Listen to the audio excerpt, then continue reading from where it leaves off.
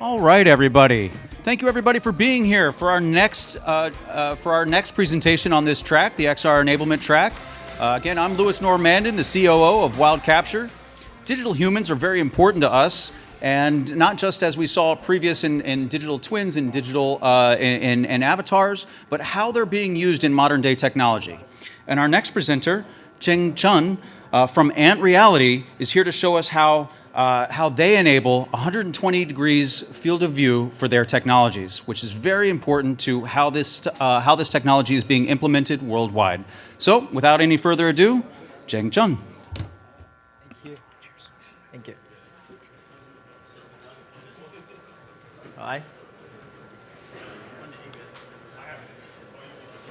All right. Hi, everybody. I'm sorry to keep you wait, and yeah. All right. I'm happy to be here, and I'm happy to be here to see every one of you at this launch break. I'm sorry to keep you to delay your launch, but I hope that you're satisfied with this new technologies, which will be very cool stuff, and it will be make this into your pre-launch snack, I guess. Okay, let's go deep into the hardware infrastructure, which is optics. We invented Mixed Waveguide optics, which can enable 120-degree field of view, which is very crucial. And after we make this into a final product, it will be just like the glasses into the picture. So that will be very cool if we are targeting the retail market. We believe that wide field of view is a must. This is a picture I took before a meeting with some of our potential clients. I cannot say their name, but they are one of the biggest AR/VR company in the world. And this is one of their biggest meeting room. They name it wider field of view. So I guess maybe they also think that field of view is the most important things. Right? So, but you know, there are a lot of AR glasses in the market. Some of them are targeting consumer level, and most of them are using birdbath, still using birdbath right now. But there's a specific limit of birdbath solutions. Because this kind of geometry configuration, the view aperture could not be very big because the cube size. But also the view distance could not be very short because the same reason. So the final output of the vertical field of view could not wider than 30 degree. And if we make that into 16:9 aspect ratio, it'll be not much than 60-degree field of view. That is okay for watch a movie, but it's not sufficient to support immersive gaming experiments. Some other solutions are using freeform solutions. It's the same level of the view aperture, but the shorter view distance, so it could reach wider field of view. But this kind of solution is so-called off-X solutions. So the final output of the image will be distorted like this. It could be very wide. Some of them are up to 100-degree field of view, but the edge of the view could not, the MTF, the image quality could not be very good. So in this way, some of them could be wide enough for the field of view, but it will be like just a headset form factor. It will be not like a glasses form factor. And at the same time, the image quality will be not good. So if we want to keep the glasses form factor and the sharp enough images, the field of view will be not much bigger than 50-degree field of view for this kind of a solution, I guess. Okay. Okay, some very high-end AR glasses are using waveguide. Some are geometrical and some are diffractional. Both of them are based on this kind of two parts. One is projector and one is light guide. So the light guide part, we have pupil expansion, which is equally to the light aperture, which is very big, and the view distance is short. So there's not much limited in this part. The field of view only limited by the light engine part. So if we want to reach 70-degree field of view for the light engine, I will give you an example that the engine volume will be around 3.4 cc. It's very difficult to bring the volume down while remain the same level of the field of view. So most of the time, we will have a smaller field of view with waveguide solutions. Not to mention that, waveguide is still very expensive to make a consumer level product. So Are there any better solutions? Let's introduce our solutions. We call this mixed waveguide. So we are using the same structures to guide the light. The light will go directly from the panel to your eyes, use this light guide, and then go into another lens we call the imaging lens and go back to your eyes. In this way, we will have a very wide view aperture at the same time using the very short view distance. So there's not much limit for the field of view. The diagonal field of view could be up to 90-degree field of view. At the same time, we have an air gap for TIR, total inner reflection, so that's why we call this also waveguide. And there's engine free for this structure, so it's very friendly for us to design a glasses-like form factor. That is cool. So in this way, while we analyze the light path, we were easy to figure out that it's on-axis imaging. So the MTIP could be very, very high with this technology. Let's take a look how's the imaging. How sharp was the image and how wide is the field of view? This is just 85-degree field of view, but this is very cool to support immersive gaming solutions. Yeah. And how was the how was the contrast ratio and how slim was the size of the lenses? Yeah, this is our Type A and Type B configuration, and we also have a Type C, which are using two sets of the structures. One is upside down and one is downside up, to merge wider field of view, which is up to 135-degree field of view. And the both parts of the light engine will be engine-free, so it's also still very easy to design a glasses-like form factor. We also can figure out that in this way, these two displays are all on axis. They are just merged together perfectly in the air. So the final output of the view will be merged perfectly with these two parts. It's very similar to other Pancake solutions or VR solutions. It's just a little bit distorted. We're easy to do the undistortion algorithm, and after that we will reach 100 to 135-degree field of view, merging field of view. That is one of the biggest field of view which is supported for even VR use case. We also designed these solutions to be polarization-based to cut most part of the stray. So we can cut the ghost images into a very low level, and at the same time, we can also cut most part of the eye glow while remaining very high light efficiency with these technologies. Okay. So as we can see with our solutions, we already cracked how to solve wide field of view AR. But this is not the first time for the whole community to have that.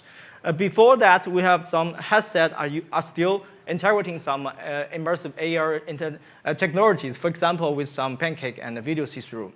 Hopefully, maybe next week, there's another big announcement for another big companies will announce a new product. Hopefully, we'll have the same technologies. We heard from some report from Bloomberg and someone else. Yeah, but I don't have any secret of theirs. But but I will tell you that maybe video see-through is not perfect. The optical see-through is the only way for the perfect AR. This is the artwork by Richard Oliver, which is an artist who is very good at to draw a landscape painting and merge it into a real environments. This is very cool stuff. But I'm going to tell you that it's still very easy to tell the difference, which part is the real, which part is the painting. Yeah. So this is the same story with video see-through solutions. The brightness is not enough to the real world. Also, the resolution. The real world could be up to 24K per eye according to your retinal resolution, but right now the VR systems still have 2K to 4K per eye. The latency is 0 for optical see-through, but the video see-through have its latency, which will cause dizziness. It's the same story with the focal field. The real world have infinity focal field, but one fixed focal will cause you VST problem, which is also not very easy to wear all day long. So VST is not, it's just for early adapters. It's just for a small taste of AR, not for the ultimate AR. So let's give a comparison with Pancake with video see-through together, comparing with our Crossfire, which is a native AR solutions. The field of view could also be up to 100-degree field of view, and while our Crossfire solution could even slimmer than Pancake solutions. We're just 10 to 30 millimeters, which is very easy to design a glasses form factor. And we are native optical see-through, so the see-through could be perfectly to wear it all day long. The biggest concern about Pancake right now is ghost images. The best Pancake right now I still have 1% ghost images, which is still noticeable to see and which is not perfect for see very sharp images. But for our solutions, we are based on linear polarization image solutions. So this could be very low level for the ghost images. Could be just 0.1% of the from the images. That is barely to see the ghost images. Okay, so the most part is the cost. Somebody might say, okay, Crossfire using 2 panels per eye, so that might be much more expensive than Pancake. But I'm going to tell you the truth is that Crossfire could be even cheaper. For example, while some Pancake solutions are based on micro OLED, so they might use 1.4 inches micro OLED, which is very expensive. Right now, will be cost $300. But if we are using Crossfire for 2 pieces of 0.9 inches, each of them are cost $140. So the 2 pieces of the panel will be only cost $280. This is just a simple rule of our semiconductor industry. So the cost of the optics will be the same level with the Pancake and the Crossfire. So I'm going to tell you that our cost will be even cheaper than Pancake solutions. Okay, so this is the product we are about to launch at the show. You can try this demo tomorrow. This is our first Crossfire Max 3K module, which will give you a 3K per eye resolution, which is high enough, and also it's AR/VR hybrid because it's a field of view. It's 100-degree field of view.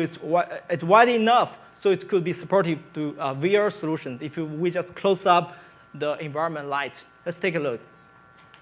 So this is the real-time capture video.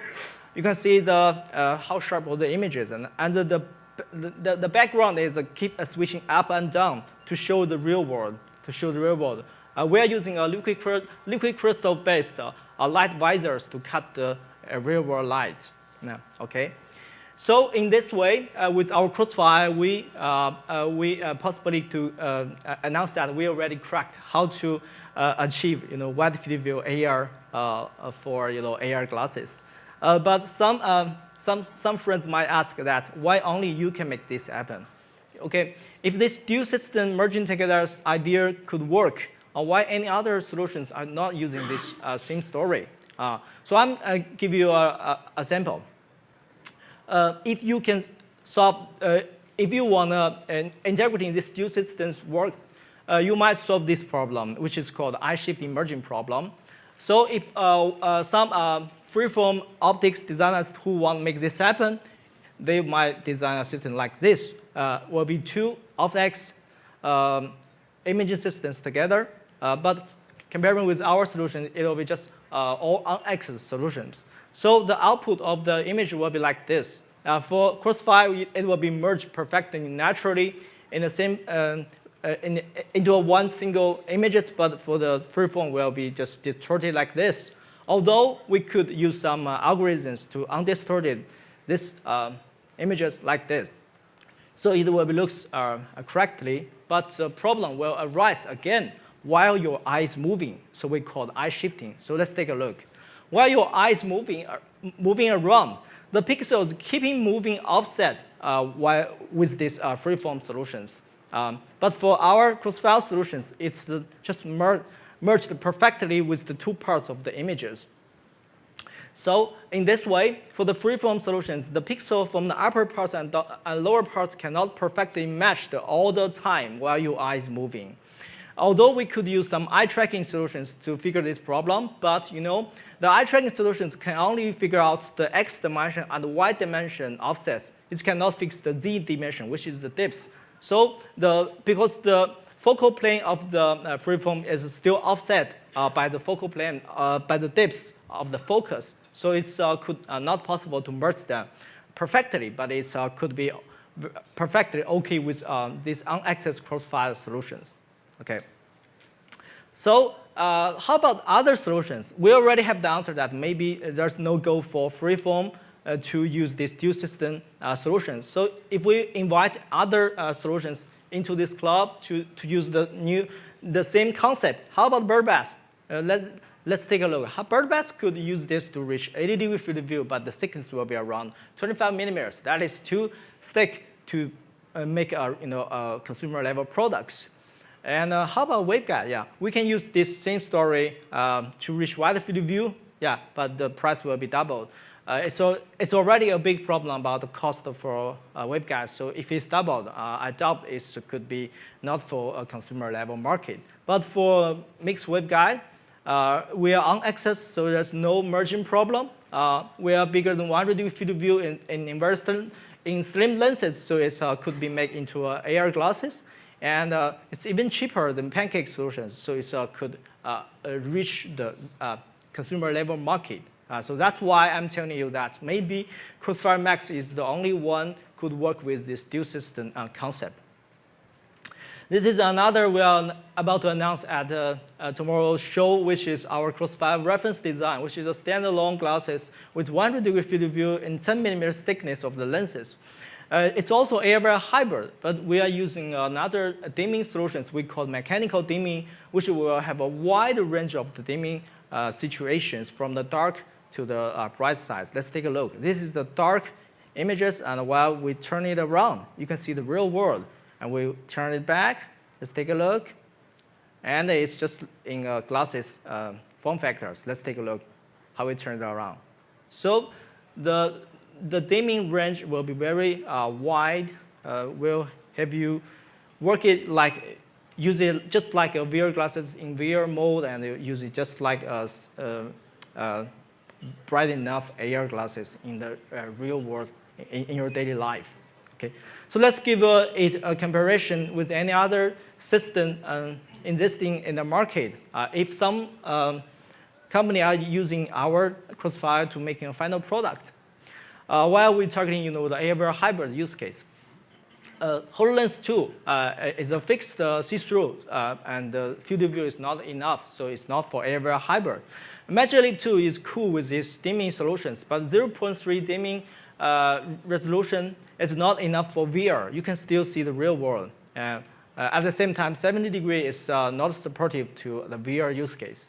Magic Leap Meta Quest Pro is just a VR AR hybrid product, but it's video see-through, so it's not perfect. Crossfire solutions, if we make into a final product, the optical see-through range will be from 0.002, which is dark enough. You can barely see a very strong light source in the real environment. And the 33% see-through will help you to see the real world. Even you can read a book in a lights-off room in daytime, so that is bright enough. The field of view is 100 to 120 degree field of view, so that is supportive for AR/VR hybrid use case. Yeah, so the last but the most important is the price. We are not targeting a couple of $1,000 US. The product with our solutions could be around $500 to $800. It's just targeting the consumer level market. So this is the whole family of our mixed waveguide solutions. We got Type A, which is 85 degree field of view with 9 millimeters thickness. Type B with a 56 degree field of view with 6 millimeter lenses, which is just the same level with the regular glasses. And we got Crossfire and Crossfire Max, which is up to 100 degree field of view with 10 to 30 millimeters lenses together with AR/VR hybrid dimming solutions. With our mixed waveguide solutions, we have a wide field of view. Obviously, at the same time, we can keep its engine free and in very thin lenses. So it's very easy to design it into AR glasses. The see-through is perfect. Now, there's no ghost images, there's no diffractional effect, and the image quality could still be very high because the on-axis image system, and also there's no rainbow effect. The most important is the cost. We are targeting the retail market, so it will be very attractive and competitive for the price point. Okay, so the whole family of our solutions for Type A and Type B, we think that might be a perfect substitute to bird-bath solutions in the future to making a retail product for your daily life. You will use it as your smartphone and tablet, and maybe for our Crossfire and Crossfire Max, it will be a perfect alternative to Pancake plus video see-through solutions, and it will be for your daily work and gaming systems. So we believe there might be a little chance for the whole family of our solutions to be the part of some a part of the hardware infrastructure of future metaverse ecosystem, we believe. We are happy to announce that we already do the mass production of these lenses, and we are working with Gore-Tex, which is the biggest manufacturer in the industries. And we are welcoming more clients working with us to integrate this kind of lenses to their future AR/VR product. Last year, we attended AWE also, and Carl Gudak gave us a review. Big thanks to him. And this year, we have another big show of CES, and this is a very successful show of us. We got more review from the community. We got review from Charlie Fink and Ben Long from Road to VR. Also, thanks a lot. Go check out booth tomorrow. And we have 4 demos for you. Type A, Type B, and Type C. Max will be tethered as a module, and our Type C Crossfire reference design will be a standalone glasses. You can wear it and to check out how was the field of view, how was the dimming systems, and go check our booth tomorrow, and come to join us for the future possibilities of wider field of view AR. Thank you.